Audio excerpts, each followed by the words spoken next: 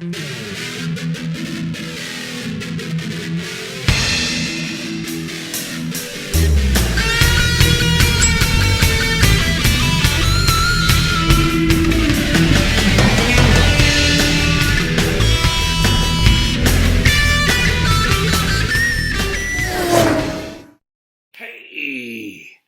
afternoon, guys. Let's do some philosophical background into how the masses can be hypnotized by media, government officials, etc., the so-called majesties, those with charm, carmen, canto, like singing, enchanting someone with enchantments from the spirit world, okay, whatever. Those who have charisma, that sort of power within them to transfer to someone else. How does that work out, and how to think about this? I'm going to give you guys a structure, strangely enough, based upon the book of Genesis out of the Bible, and we're going to take this, yes, and bring it down to 2020 with the mass hysteria on this crazy coronavirus, whatever the hell you want to call it. Okay, so let's go to the book of Genesis, where we have Eve, Adam, the serpent, a bunch of kids. Okay, so the serpent, symbolically, what is that serpent? Okay, think about it. What's the symbolism of the serpent? There's many symbolism, and it's multi-layered, right? But on the physical plane, we all know what it means, right? The serpent was more subtle than any beast of the field which the Lord God had made. And he said unto the woman, Yea, hath God said, Ye shall not eat of every tree of the garden? Skip over a bunch of stuff. Ye shall not eat of it, neither shall ye touch it, lest ye die. And the serpent said unto the woman, now this is extremely important, probably a little subtle twist of language here. And the serpent said unto the woman, Ye shall not surely die. And he was, according to the story, telling the truth. And whoever told her she would die was lying. So there's a little trip phrase in there to tell you that you got to read into the story a bit more than the text is saying. You have to get to the symbolism of this. There's a couple of God's things going on, and the Bible has been tampered with. If you ever read the book of Enoch, you know the book of Genesis has a lot of the stuff deleted that was in the book of Enoch, because the powers that be don't want you to know what really is in the book of Enoch. Okay, so the snake says, for God knows that whenever you eat this fruit, your eyes will be opened, and you shall be as gods, knowing good and evil. Okay? The fall of man, when the woman, whatever it was, she finally ate the damn fruit, whatever it was. I like to think of it as a banana, because a banana has some sort of symbolism to a serpent or a snake, symbolically. Okay? So this is a very subtle reading, and I'm going to tell you what it means once we're done reading it. Okay, and the woman saw that the tree was good for food, and that it was pleasant to the eyes. A tree pleasant to the eyes. Who the fuck would say something like that? And the tree to be desired to make one wise. She took of the fruit thereof, and did eat, and gave also unto her husband with her, and he did eat. Okay, reading between the lines, she had sex with the serpent and sex with her husband. Okay? Eve, sex with Adam, sex with the serpent, and the eyes of them were both opened, and they knew that they were naked, and they so figly, they were shamed, all right? Or she was shamed. However the hell that you want the story to go.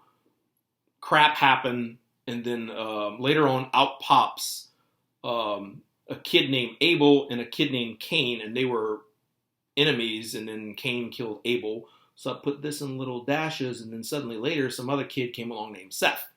Okay, so basically what you can conclude from the story, and you can read the book of Enoch to get some of the more details of really what was going on, is that fallen angels or corrupt angels fell from heaven to the earth, and they were like prohibited from interacting with humans for copulation or anything like that. Humans were only supposed to copulate with humans. So, but they violated this covenant with the Most High, or with some major angel, or whatever it is, and they actually copulated with human beings to produce a generation of giants, or a generation of sons of God, sons of God.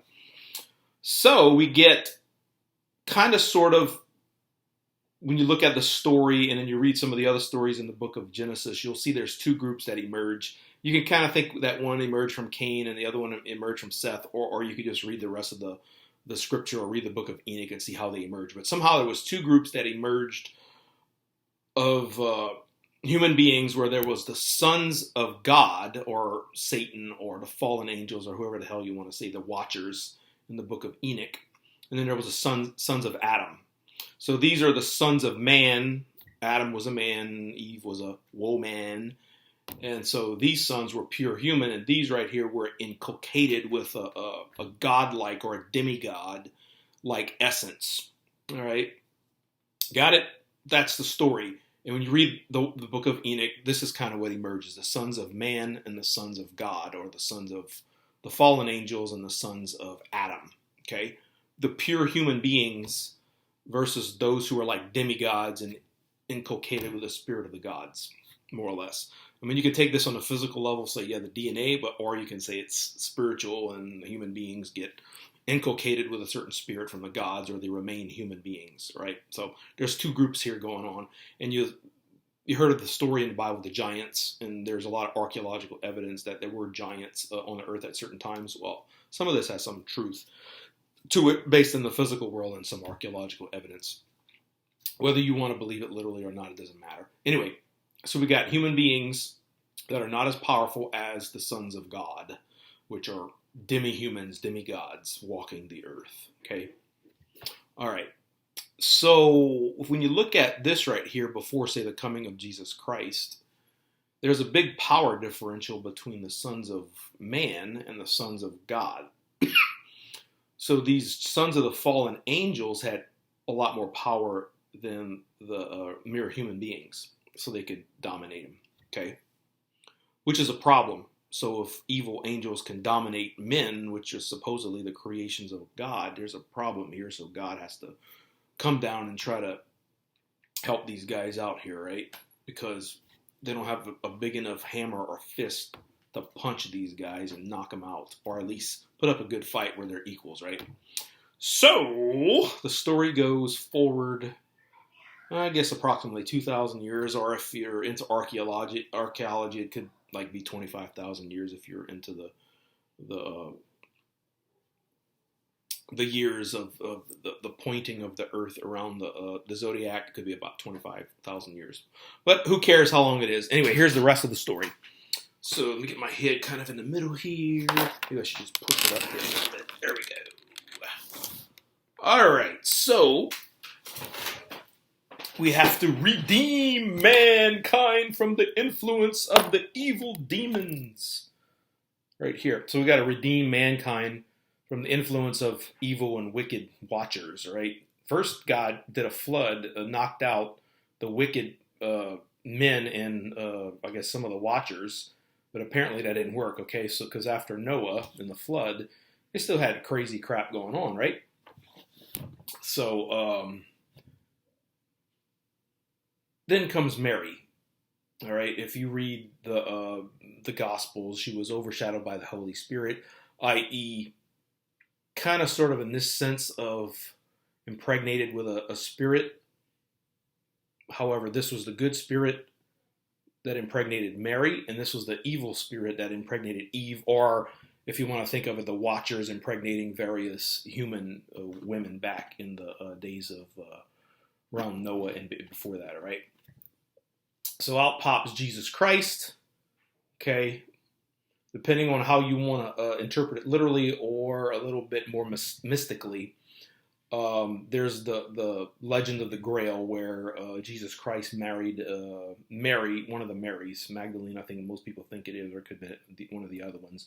The marriage at Cana, And if you read it esoterically, it appears from all evidence now that yes, there probably were some descendants. Okay, and then after the fall of Jerusalem in 70 A.D., there's many legends that Joseph of Arimathea had protected the Holy Family and brought them to England or somewhere in Northern Europe. So that's kind of one of the legends. You don't have to believe it because that's not really part of this story I'm trying to tell you. Okay, so nowadays we have three groups of people on Earth. We have mere human beings. We have sons of Satan or sons of the fallen angels, and then we have sons of Christ. Okay, now you can think of this as physical or spiritual. It doesn't matter. Either way works.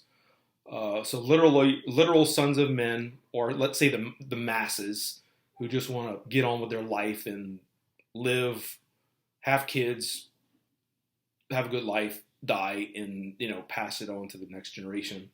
Let's say the sons of the gods want to accomplish great things, but evil great things, the evil shit, the wicked stuff, creators of evil things. Let's say that the sons of Christ are also, they look human, they're demigods, but they also want to do great things, the good stuff, want to build good things, wholesome things. And so there's a big fight between the sons of gods, or these are both sons of gods, sons of God. One's good, and one evil. Okay, so there's going to be a war between the sons of Christ and the sons of the fallen angels, or the sons of Satan, right? Let's just say sons of Satan and sons of God, of Christ. Okay, so there's these two groups have much power of charisma, of influence, of spirit. They're demigods almost, and they're so powerful people compared to the normal human beings. They can influence normal human beings, and normal human beings can come under the spell of either the bad guys or come under the spell of the good guys. And so there's constant warfare among normal human beings as the sons of God fight for influence over the hearts of man. The hearts of man. Okay, so you can kind of think of the Watchers as sons of Satan who are absolutely certain in what they do. They're almost uninfluenceable that much. They're leaders. They're powerful people. You can't really influence and sway them from their mission because their mission is to corrupt man or corrupt the creation or whatever. The opposite is true as these guys. You can't influence them. They're very powerful. They're certain in what they do. And they are charismatic, charisma. They have the ability to put spells on people, charms, because they're spiritually powerful, both of these groups. So they can both charm and try to convince man on the right way to go for himself. And so these are the more selfish and these are the more selfless, or however you want to say good and evil, okay? So, coming back to coronavirus and any other crazy, hysterical bullshit that has happened in history, there's a theme that only the top 20% of human beings reproduce for 80% of the next generation. However, 20% of the people are not capable of leadership. Only about 4% are capable of leadership. And when I'm saying leadership, I mean influence and power, charm, to lead these, from these groups, like 4% of these out of human beings can influence the masses, okay? Get it? So say 2% good guys, 2% bad guys are both leaders. They have to influence the sons of man and try to get them on their side in this great battle on earth. Okay, so what you're seeing in the coronavirus bullshit is that the bad guys have taken influence over the masses with the use of fear. It's one of their easiest buttons to press. All right, so you think about it, good versus evil. Yeah, the good folks can put forth a vision of an awesome future of riches and healthy families, beautiful mountain streams, blue skies, etc. But the sons of Satan says, okay, let's do sex, drugs, and rock and roll, and throw in some fear in there. Oh, you better watch out because the virus is going to kill you on one side. And oh, here's sex, drugs, and rock and roll. Okay, very seductive, right? Fear is hard to ignore. and the sex, drugs, and rock and roll is hard to ignore. So there's this big fight between the good and the evil, right? The good guys here and the evil guys right there over the hearts of man. Okay? So how do you think about this? Is to think about who's the good guys and who's the bad guys, or who's mixed, or who's just a man. Most men are easily swayed. They can have their souls damned in the religious sense, or they can have their souls saved in the religious sense, depending on if they're following Christ or Satan, or however you want to word that in your mystical language. So fear is always on the side of evil. I think everybody agrees that in pretty much every religion. Fear and terror is on the side of evil and wickedness. Hope in faith and charity is usually on the side of good. Although sometimes, yeah, you can pervert anything, or you can turn evil into good in the opposite way, right? So when the mere humans are easily swayed and easily influenced by the gods or the demigods right here, in some mass way of fear, because these guys are going to use fear, because it's an easy button to press. Fear, fear, fear. Very easy to press. So what's happening with this coronavirus bullshit is that the good guys lost control of the narrative of making America great, right? That's kind of a good guy narrative. Let's build this shining city on a hill of streets of gold, walls of jasper, whatever imagery you wanted to use. And these wicked motherfuckers say, okay, let's kill everybody with a virus and let's all get scared and let's stop traveling. Let's stop building this big shining city on the hill. Let's quit traveling. Let's get scared and hunker down and go into the caves and run to the hills and get all fucking scared. And the devil's going to get you. And he did. It's kind of funny. Okay, so that's what's going on here. Those of us who like to think of ourselves as sons of Christ cannot be intimidated by the wicked demons or whatever, however you want to label that, if you want to use your own mystical language. And you're going to notice there's going to be a couple of cohorts emerging. So those with a lot of influence, if they're on the side of light, they might have to use some of the fear to kind of get their influence back, but then they got to spin it back around, because you can't use fear as a guardian of light. You can't stay in the fear. You have to bring it out to something else. So you're going to see those who are trying to bring everybody toward the light kind of push back fear. However, you're going to notice the wicked ones, the very wicked ones, who stay in the fear. Those are the bad guys. All right. Even if they're church leaders, if they're priests, they might be just mere men, or they might be pretending they're these guys, right? Okay. Anyway, so a good rule of thumb is to look at the seven virtues and the seven vices, 7 deadly sins and the corresponding virtues. That's a good way to think of it. Say who's pushing the 7 deadly sins and who's pushing the corresponding virtues on the other side, the sources of light, sources of darkness. So coronavirus. Let's get scientific here. Okay, viruses. We get flu season every fucking year. There's nothing you can do about a virus.